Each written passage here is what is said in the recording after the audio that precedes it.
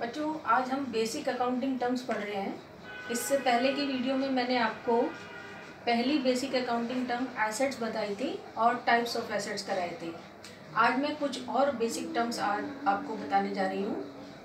Assets के बाद जो दूसरी बहुत इंपॉर्टेंट बेसिक टर्म होती है उसको हम लायबिलिटीज़ कहते हैं। लायबिलिटीज़ को हिंदी में देनदारियाँ कहते हैं। देनदारियाँ मीन्स अगर हमने किसी का बाहर से पैसा लिया है तो उसको वापस करना है, वो देनदारियाँ हैं। लायबिलिटीज़ को अगर हम कहें तो लायबिलिटीज़ को हम इंग्लिश में इस तरह से डिफाइन कर सकते हैं, money which the business owe to others और फ्रॉम आउटसाइडर्स।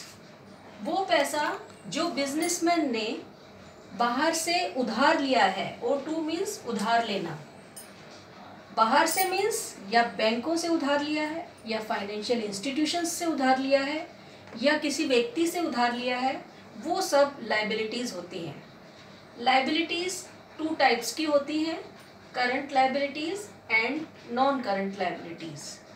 करंट लायबिलिटीज़ का मतलब वो अमाउंट जो हमें विद इन अ ईयर किसी से लिया है और वापस करना है। इनके एग्जाम्पल्स हैं creditors, bills payable, bank overdraft and outstanding expenses.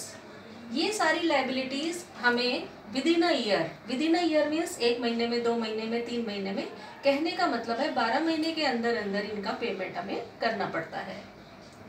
दूसरी है नॉन करंट लायबिलिटीज़, इन्हें लॉन्ग टर्म लायबिलिटीज़ भी कहते हैं और इनकी पेमेंट हमें मोर देन 1 ईयर के बाद करनी होती है, यानी 1 साल के बाद, 2 साल, 3 साल, 10 साल, 15 साल, 20 साल बाद जो हम लायबिलिटीज़ की पेमेंट करते हैं इन्हें नॉन करंट लायबिलिटीज़ कहते हैं। जैसे हम बैंकों से लोन लेते हैं, हमने फ्लैट लिया और 25 साल का लोन लिया तो वो हमारा नॉन करंट लायबिलिटी है। तो नॉन करंट लायबिलिटी के 2 एग्जाम्पल ज़्यादातर यूज़ किए जाते हैं, बैंक लोन एंड डिबेंचर्स। इसके बाद हम बात करते हैं अब हम बात करते हैं कैपिटल के बारे में। कैपिटल बहुत इंपॉर्टेंट बेसिक टर्म है। कैपिटल को हिंदी में पूंजी कहते हैं। कैपिटल का मतलब होता है वो पैसा या वो सारी एसेट्स जो कि एक बिजनेसमैन अपने बिजनेस को शुरू करते समय लगाता है, उसे हम कैपिटल कहते हैं।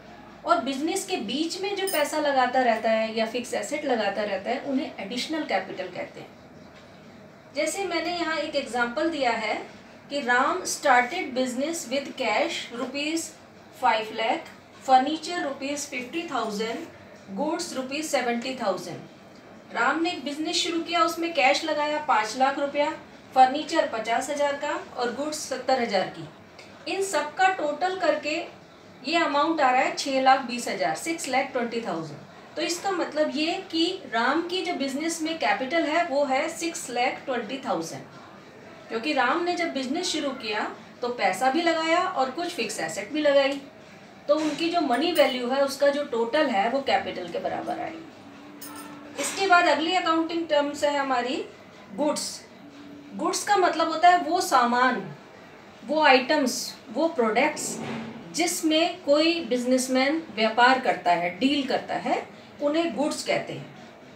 जैसे अगर कोई स्टेशनरी का डीलर है और वो पेन, पेंसिल, रबड़, पेपर बेचता है तो हम उसको कहेंगे कि ये सारी चीज़ें उसकी गुड्स में काउंट होंगी। पेपर, पेन, पेंसिल, ये सभी गुड्स हैं स्टेशनरी डीलर के लिए। अगली अकाउंटिंग टर्म है डेटर। इसमें बी साइलेंट होगा क्योंकि स्पेलिंग है DEBTOR, मगर हम बी को नहीं बोलते, हम बोलते हैं डेटर। डेटर का मतलब देनदार। देनदार का मतलब जिन्होंने हमें पैसा देना है। मान लीजिए हमने किसी को क्रेडिट सेल की है, क्रेडिट सेल मीन्स उधार में माल बेचा है, तो वो हमें पैसा देगा, तो उसको हम कहते हैं डेटर, जो हमारा देनदार है। इसका मतलब ये हुआ कि जब हम क्रेडिट सेल करते हैं, उधार माल बेचते हैं, तब ये डेटर बनते हैं, देनदार बनते हैं। इसके बाद अगली टर्म है क्रेडिटर। क्रेडिटर को हिंदी में लेनदार कहते हैं। इसका मतलब जब हम किसी से क्रेडिट में परचेज करते हैं, गुड्स को क्रेडिट में परचेज करते हैं, उधार में खरीदते हैं, तब हमारे क्रेडिटर बनते हैं। तो डेटर में क्रेडिट सेल वर्ड को ध्यान में रखना है और क्रेडिटर्स में क्रेडिट परचेज वर्ड को बहुत ध्यान में रखना है। तो ये कुछ अकाउंटिंग टर्म्स हैं। इसके बाद कुछ और अकाउंटिंग टर्म्स मैं आपको अपनी नेक्स्ट वीडियो में बताती हूँ। बच्चों, इन सभी अकाउंटिंग टर्म्स को बहुत ध्यान से पढ़िए, ध्यान से समझिए, क्योंकि ये अकाउंटिंग टर्म्स आपको समझ आएंगी तभी आपको आगे अकाउंटिंग समझ आएगी।